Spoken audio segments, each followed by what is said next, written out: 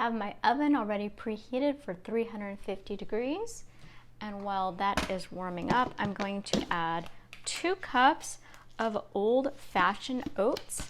Everything I buy is organic because I do not want pesticides. I am using a 1/2 cup. So I'm going to use 4 1/2 cups, which equals 2 cups. So I'm going to work with all my dry ingredients first, and then I will add the wet ingredients. Next, I'm going to use baking powder, and mine is aluminum free, and I'm going to use 1 tablespoon. I'm using a teaspoon, and 3 teaspoons equals 1 tablespoon. So there we go. And then I'm going to use baking soda. And for this, I'm going to use 1 teaspoon. And I'm not using salt, so that's why I add a little bit more baking powder than most people are used to. So 1 teaspoon of baking soda. You want to level it off. And the last dry ingredient is cinnamon. And we are using 1 tablespoon of cinnamon.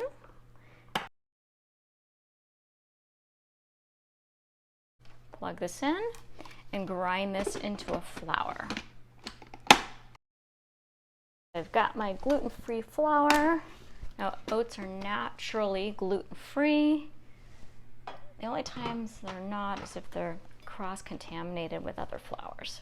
So I've got the flour here, and I'm just gonna put this into another bowl so that I could put it aside and add it to the wet ingredients. I have 3 very ripe bananas. I wanted medium. These are probably kind of large, but ideally medium, and remove any strings. Probably doesn't matter since I'm blending it all together, but I always do. And then you want to break this up into little small pieces.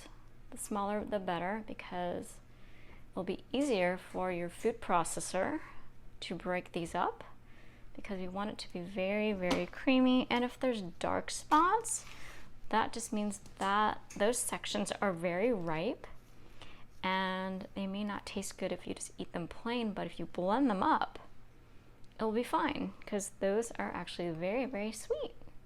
So keep those in. And then I've got 1 more banana to put in here.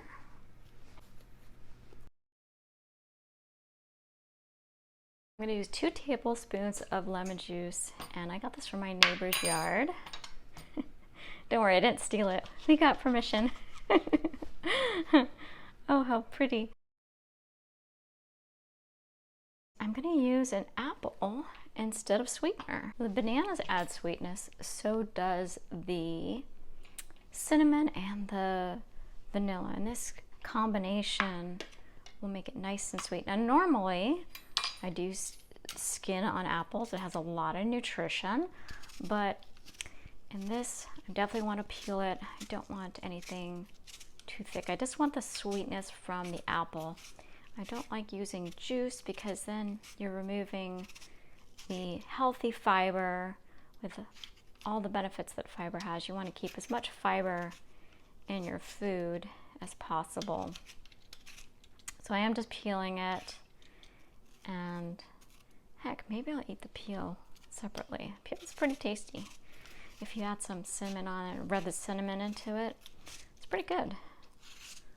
So I'm going to seed it, I'm going to core it, show you how I do it.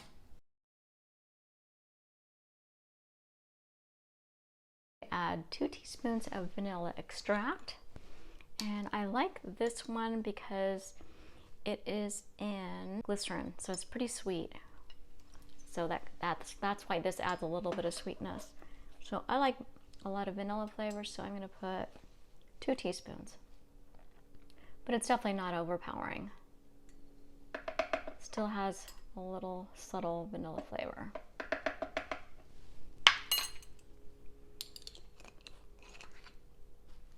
So I'm going to blend this up. Now I'm going to add my liquid pureed apple banana mixture to the wet ingredients. Now I'm making mine low fat, so I'm not adding any nuts, but nuts are of a wonderful crunch and they really do make it delicious. So if you want to make it low fat, then just omit the nuts or use less. Otherwise, I've got some dry, no oil walnuts, and these are raw, and so just use 1/3 cup and just add them to this. I'll just mix that in with a spoon. I have 1/2 cup of frozen pineapple. I'm just going to make these into little smaller pieces, so I'm just going to dice them. So I don't want the pineapple to be overpowering. I just want little teeny bites of the pineapple. So these little tiny, see how small they are? Just little tiny bits.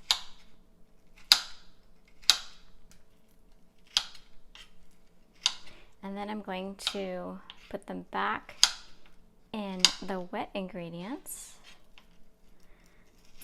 and just stir it. I don't want to blend it, because if I blend it, it will just be too small. So I do want to taste the little bits of pineapple.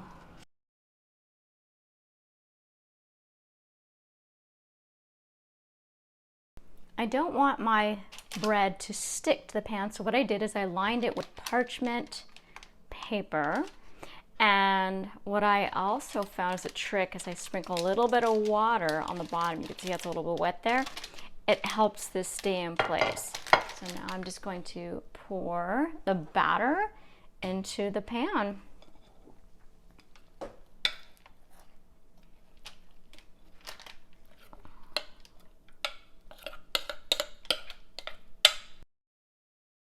I'm just going to use the back of the spoon to even it out. And because the spoon does not really do the best job, the last thing I do is I press the tines of a fork gently into the batter, going over it just a few times just to make sure it's all even. The oven is preheated, and now I'm just going to bake this at 350 degrees for about 40 minutes.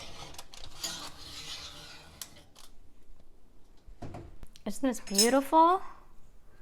So what I like to do is I like to cut it in half, because my husband and I will eat this entire loaf in one day. So sometimes I make a new one every day, every morning. And so that's his has the nuts. And so I'll have a half for breakfast, and then I'll have another half for a snack later. And this is very few calories. It's for a quarter of this, 276 calories. It has 7 grams of protein and 50 grams of carbs and only 3 grams of fat. Now that's because I didn't use the walnuts on mine. And I just love the little bits of pineapple. Gosh. Yum. It's still a little hot. So I let it cool for 20 minutes. So I probably should have let it cool a little bit longer. Look how moist. And it's good the next day. And I just put it in the fridge after it's cool. And it's good cold too. So I'll put the steps and the ingredients below, and let me know if you have any questions.